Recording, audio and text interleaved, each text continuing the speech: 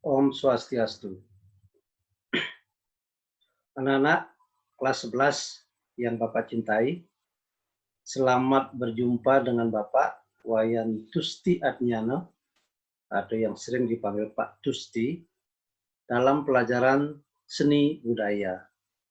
Untuk di kelas 11, cabang seni yang Bapak berikan adalah dua cabang seni, yaitu seni rupa dan seni musik. Baiklah anak-anak, untuk pertemuan pertama kali, ya Bapak akan memberikan materi tentang seni rupa dua dimensi. Nah, seperti apa materinya? Mari kita ikuti lewat share materi berikut ini.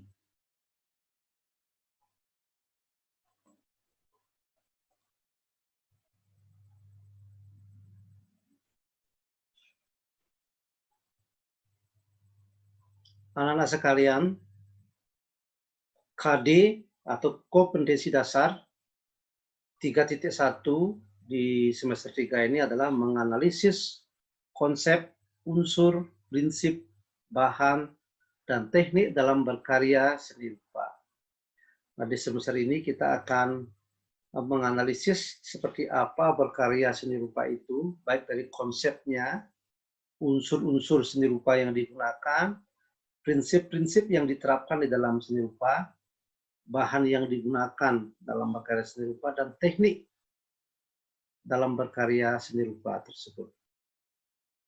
Nah, tujuan pembelajarannya, jadi kalian harus bisa menjelaskan konsep, unsur, prinsip, bahan, dan teknik dalam berkarya seni rupa.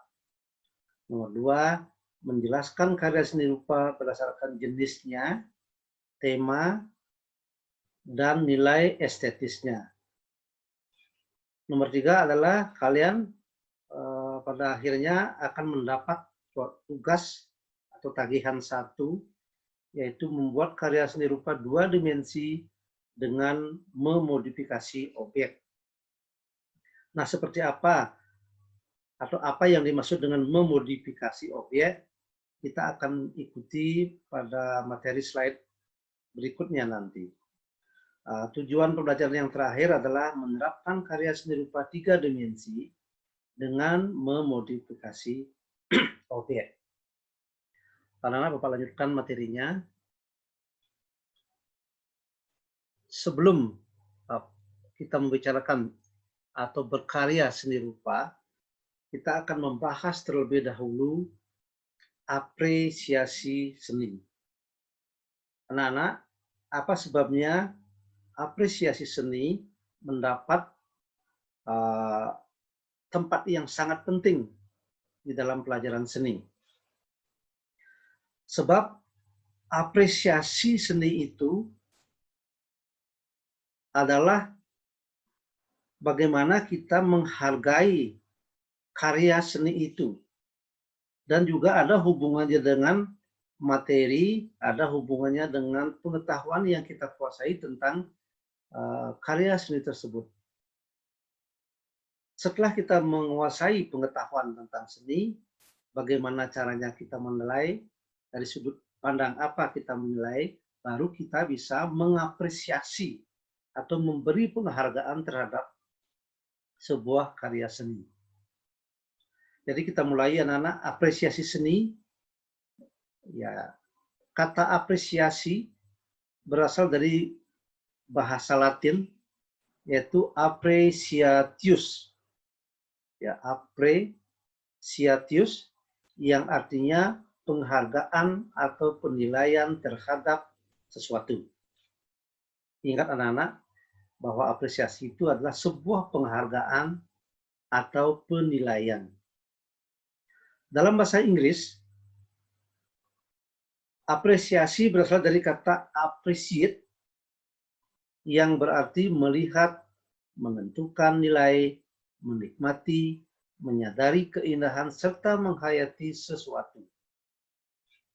Jadi, itu dua kata yang berbeda, maksud Bapak, dari sudut pandang negara yang berbeda. Yang pertama dari bahasa Latin, yang kedua dari bahasa Inggris, tetapi tujuannya hampir sama, maka dapat kita simpulkan bahwa apresiasi seni rupa adalah aktivitas mengindra karya seni rupa, merasakan, menikmati, menghayati, dan menghargai nilai-nilai keindahan dalam karya seni, serta menghormati keberagaman konsep dan variasi konvensi artistik eksistensi dunia seni rupa. Jadi kalau kita lihat tahapan-tahapan di dalam mengapresiasi itu, kita akan lanjutkan ke materi berikutnya.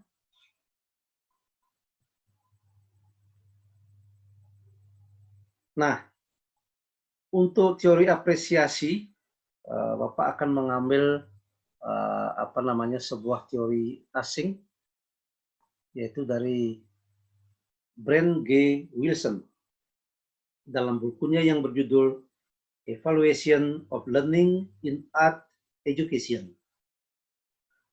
Apresiasi seni memiliki 3 domain atau 3 bidang. Yang pertama adalah feeling atau perasaan, berarti perasaan keindahan. Jadi kita mempunyai feeling untuk menghargai sebuah karya seni dari segi keindahannya. Nomor 2 adalah valuing atau penilaian. Dalam hal ini kita akan memberikan nilai terhadap suatu karya seni yang kita apresiasi. Nilainya bisa berupa angka atau bisa berupa predikat baik, atau bagus, cukup, atau malah tidak baik, tidak bagus, dan sebagainya. Nomor 3 adalah empathizing. Empathizing itu adalah empati, yaitu terkait dengan sikap hormat dengan dunia seni, baik terhadap karya maupun senimannya. Jadi dalam empathizing ini, kita bukan saja menghargai karyanya, tapi juga menghormati senimannya. Kita lanjut anak-anak. Nah, sekarang adalah pengembangan sikap apresiatif terhadap karya seni. Pada hakikatnya, semua manusia dianugerahi oleh Tuhan apa yang disebut dengan sense of beauty, yaitu rasa keindahan yang ukurannya tidak sama pada setiap orang. Contoh, sense of beauty dalam kehidupan sehari-hari, anak-anak, kita memilih pakaian. Jadi masing-masing orang memiliki sense of beauty-nya masing-masing. Apabila kita memakai pakaian dengan warna merah, celananya cocoknya dengan warna apa, sepatunya dengan warna apa. Itu sense of beauty masing-masing orang berbeda-beda.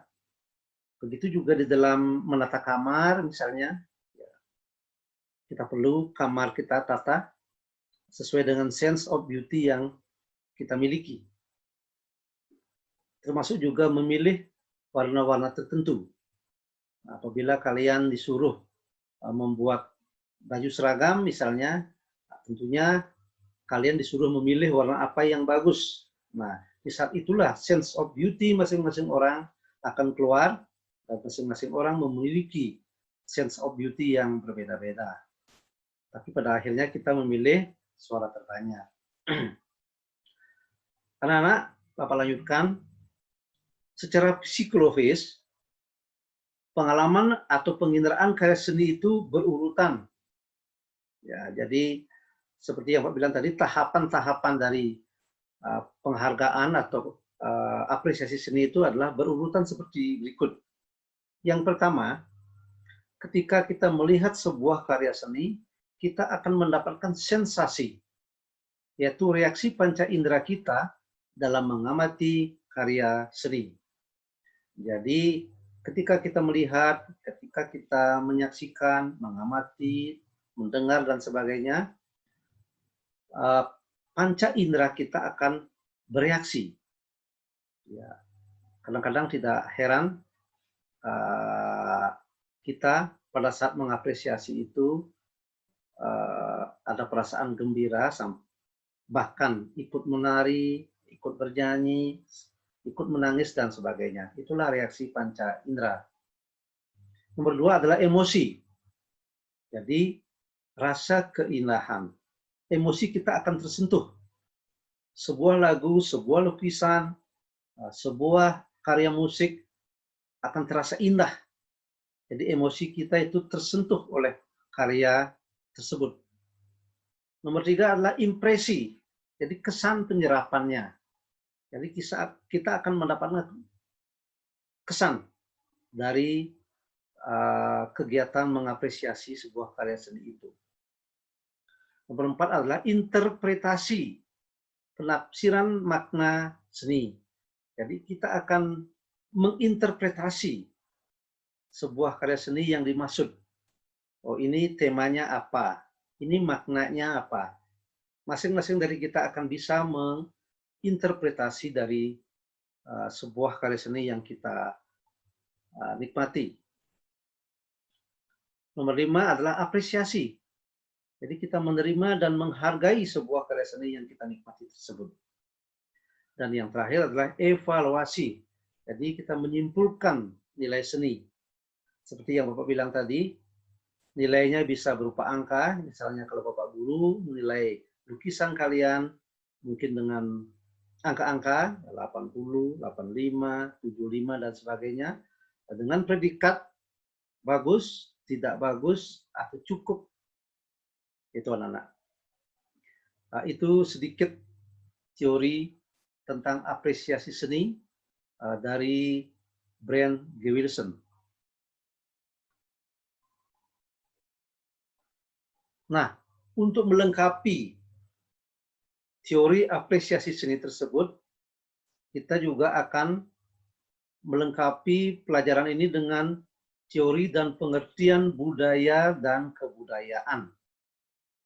Dalam kehidupan sehari-hari, kita sering mendengar kata budaya, kebudayaan, dan sebagainya. Jadi kita kupas sekarang anak-anak, apa itu budaya, apa itu kebudayaan. Jadi budaya berasal dari bahasa Sanskerta, yaitu budaya. Bentuk jamak dari kata budi yang berarti akal atau nalar. Akar dari budaya ini adalah akal atau nalar. Nah, jadi datangnya dari akal pikiran manusia atau nalar manusia.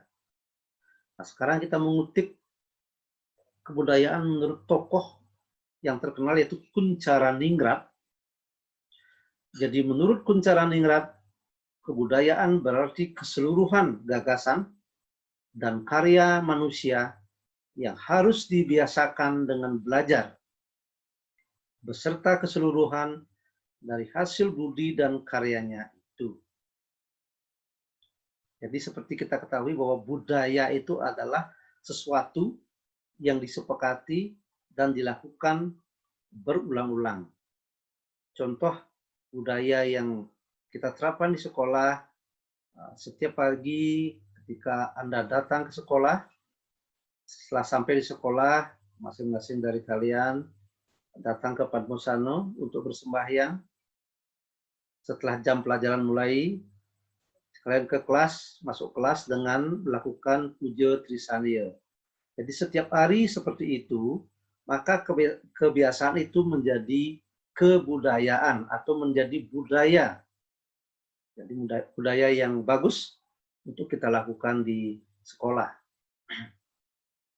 Anak-anak, Kuncharaningrat memilah atau membagi kebudayaan itu menjadi 7 unsur.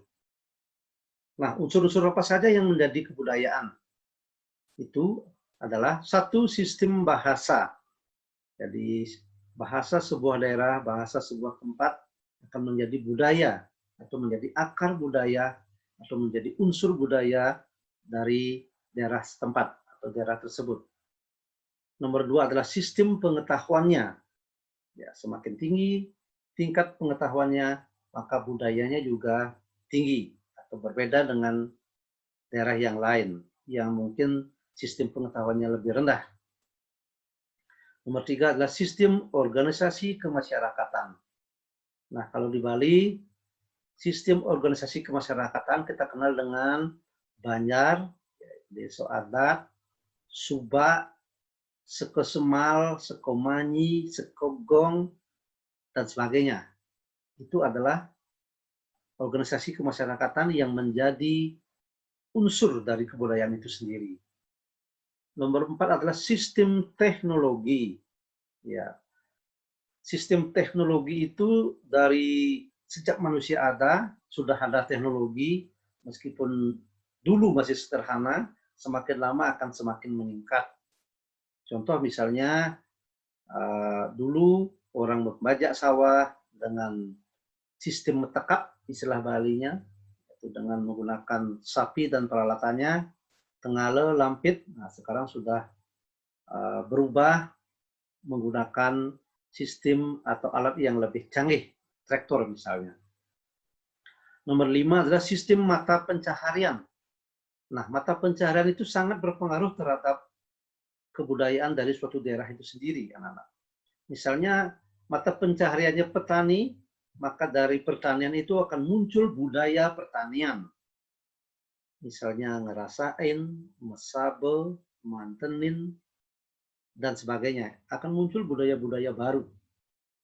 Bukan saja dari segi ritualnya, tapi juga akan muncul budaya, akan menghasilkan budaya musik misalnya. Di Jawa Barat terkenal dengan musik angklung bambu. Musik angklung bambu itu awalnya untuk syukuran karena panen padinya melimpah. Itu contoh dari mata pencaharian sebagai unsur budaya. Nomor 6 adalah sistem religi, jadi keagamaan. Agama yang kita anut akan melahirkan budaya menyesuaikan dengan agama yang masing-masing. Dan yang terakhir, unsur kebudayaan yang paling menonjol di sini adalah kesenian. Jadi kesenian itu adalah salah satu dari unsur kebudayaan. Seni tari, seni musik, seni rupa, seni bangunan itu akan mempengaruhi budaya dari masing-masing daerah. Nah, setelah kita mempelajari apa itu apresiasi, apa itu budaya, jadi kita akan tahu apa fungsi dari apresiasi seni tersebut, anak-anak. Fungsi dari apresiasi seni tersebut adalah 1, meningkatkan kecintaan terhadap karya seni. Nomor 2 adalah menciptakan penilaian. Nomor 3 adalah mengembangkan kemampuan. Dan nomor 4 adalah membangun hubungan. Nah, itulah fungsi dari apresiasi tersebut, anak-anak. Baiklah anak-anak, untuk pertemuan pertama kalinya, jadi Bapak sudah membahas tentang kompetensi dasar yang akan kita pelajari, tujuan pembelajarannya, teori apresiasi seni, mulai dari teori apresiasi, dan kita juga sudah membicarakan tentang kebudayaan. Apa itu budaya? Untuk pertemuan kali ini, ya, anak Bapak cukupkan sampai di sini. Jadi kita akan bertemu di pertemuan berikutnya dengan lanjutan materi masih di dalam KD 3.1, anak-anak. Anak-anak, untuk pertemuan kali ini Bapak cukupkan sampai di sini. Untuk tugas apa yang akan kalian kerjakan itu Bapak akan share lewat Google Classroom. Sekian dan terima kasih. Om Santi Santi Santi Om.